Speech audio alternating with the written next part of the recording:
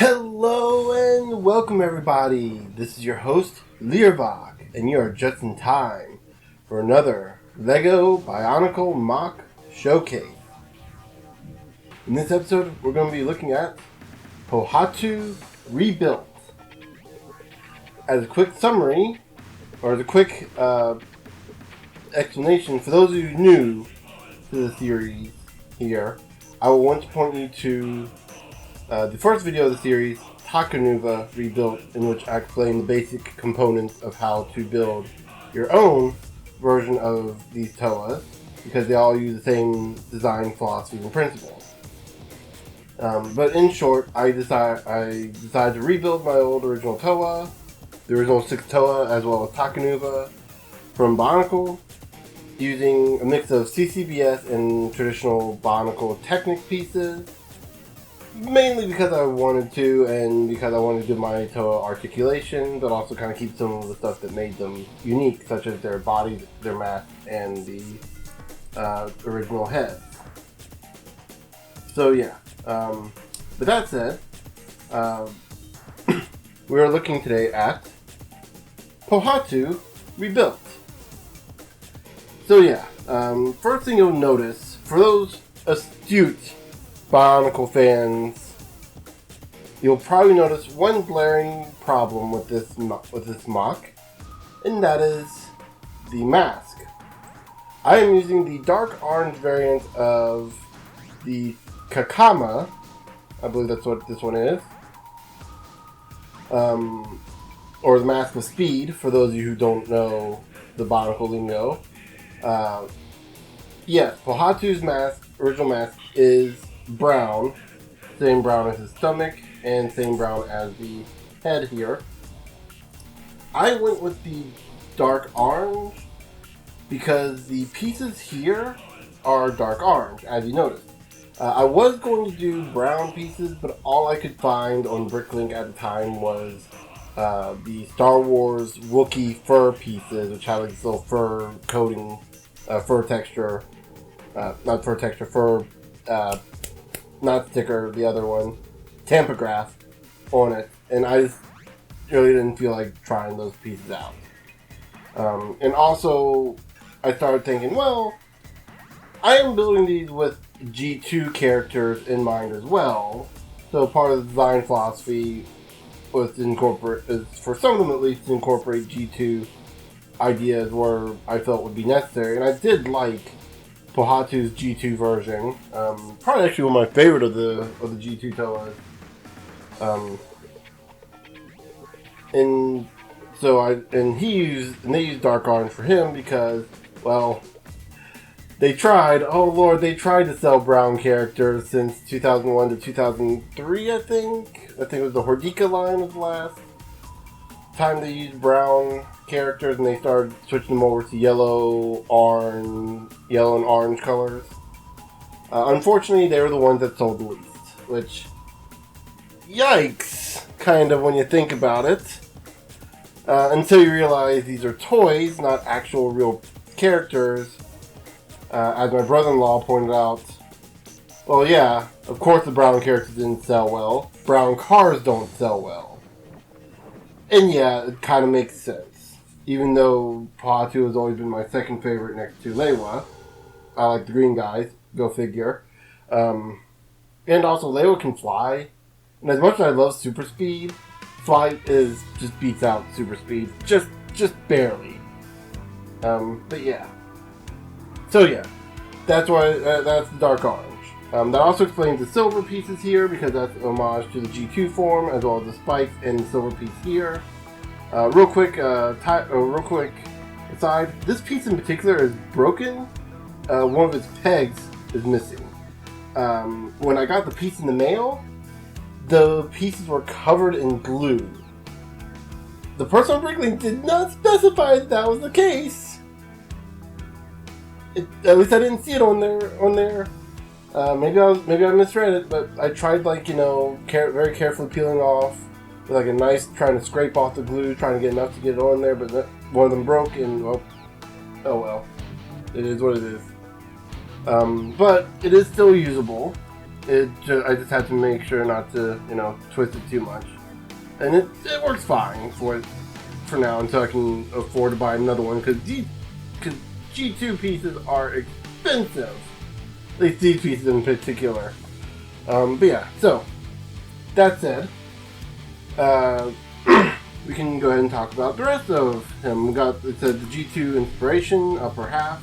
The body, lower half. We have the G1 original Pohatu inspiration with the pins in his leg. That is for his Toa form. That's so he could put his weapons away. And I believe the original version also had it, but I could be mistaken. But I know the Toa form had the 2 pin pieces in each leg, so you could store his claws when you weren't using them. The feet are the Metru feet, because these are the closest feet I could find to having the same kind of thing as his original feet did, without resorting to using the Mata foot piece and the actual foot armor piece, weapon piece that he had. I didn't want to do that because I knew that was going to be pretty expensive trying to find that. And I know for a fact I don't have those pieces anymore either. But yeah, moving on to the back, we have Vizon's cape on him. This is the same cape I had since I had my original Vizon, back in 2006, I want to say, 2005, 2006. Yeah, these capes go for like $12 on Bricklink. Wow. Originally I was going to get one of the other capes that you could get for much cheaper and trim it down, but I just didn't want to go through all that work. I had to do that with Takanuva anyway. That was originally going to be Pohatu, this Pohatu's cape, but it was just a little too much. Anyway, regardless of that, I gave him a cape. Why did I give him a cape? Because I gave him a cape. I don't know. It feels right to give him this kind of. I want to give him a poncho kind of cloak sort of thing, which would make sense because the desert is where he's from. You'd want to wear something like that. But in my research of trying to figure out what exactly this material is made out of for Lego, I could never get a definitive answer. Someone said something like it's acrylic fabric. I'm like, okay, cool. That doesn't answer my question. Because the acrylic fabric is what I have for my backdrop here, and that is clearly not the same material. Anyway, whew, that's so therapeutic. Let's go ahead and look at his weapons here real quick. Before we equip him, we're going to look at his. These are his Kali staves, or Koli staves, we'll call them. Just recently named, as of literally just now. These are staves that Pohatu himself built. Because he's a crafter. Like, the people of Pokoro are, stonemasons and craftsmen. So of course, he'd want to forge his own weapons. Using his old original claws, with the staff, and an elemental converter, which explains the lightning bolt here. This is elemental energy. In his case, it's stone energy. Not exactly sure how we're going to explain that into this. It's energy. It's energized elemental essence. It's magic. You're thinking too hard on it if you're trying to figure it out. If you don't understand it, don't. If you don't understand it, don't worry about it. You're thinking too hard. This is probably gonna be it's probably a mixture of wind and sand and stuff like that. So you can generate sandstorms and manipulate the sand around him, the stone around him.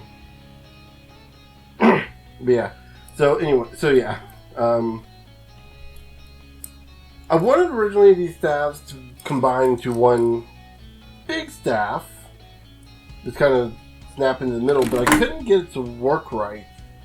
And I know I could just put a piece in the middle there, two size axle in there. I ran into problems. You know, one of the things I like to do is have ways for my weapons to store, to kind of stay in one piece when they're out of the hands of their character. What am I going to do with that two size axle when I go to put these two together? There we go. It's not exactly on this way. I'm being very neurotic about my placement on the pin here.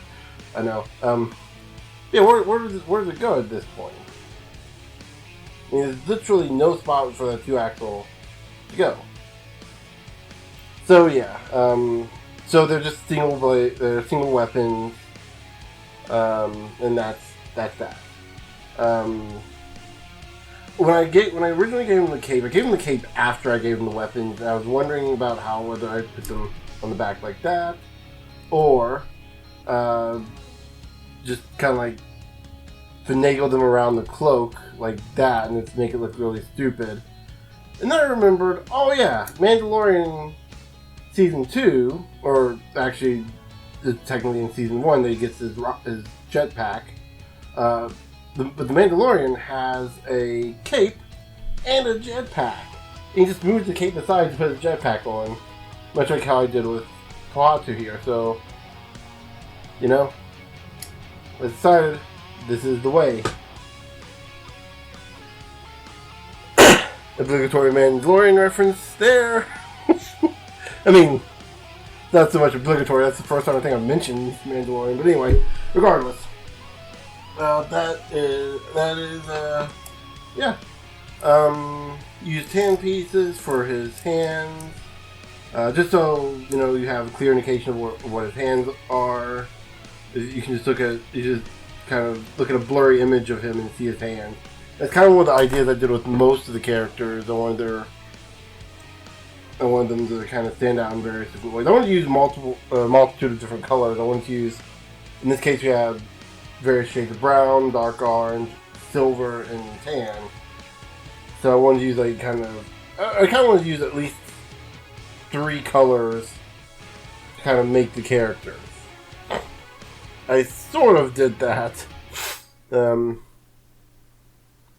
3 variations of colors, I should say. I sort of did that with most of the others. But I definitely made sure to do that with Pohatu. But yeah. That also explains the silver ball joint here instead of a brown or tan, which I don't think they have either of those. I don't have either of those. Anyway, the closest one I would have had would have been yellow. And originally I was going to give them the Throwbot head on his chest, kind of make it look like an ox head or a reptilian skull head on his chest. But I don't know, something about that just didn't feel right with me when I was putting it up for the test shot, testing out the one I had. It looks fine, but it also just didn't feel right, you know, having him wearing a skull essentially, or at least like that anyway. It just kind of felt, I don't know, not Toa-ish. Like, if it was any other character, it would have been like, oh yeah, he's wearing it like armor in the desert. That's kind of what you do in these kind of post-apocalyptic environments. I used air quotes there. I don't know if you could tell. But yeah. Regardless, I just ended up with the ball joint. So yeah.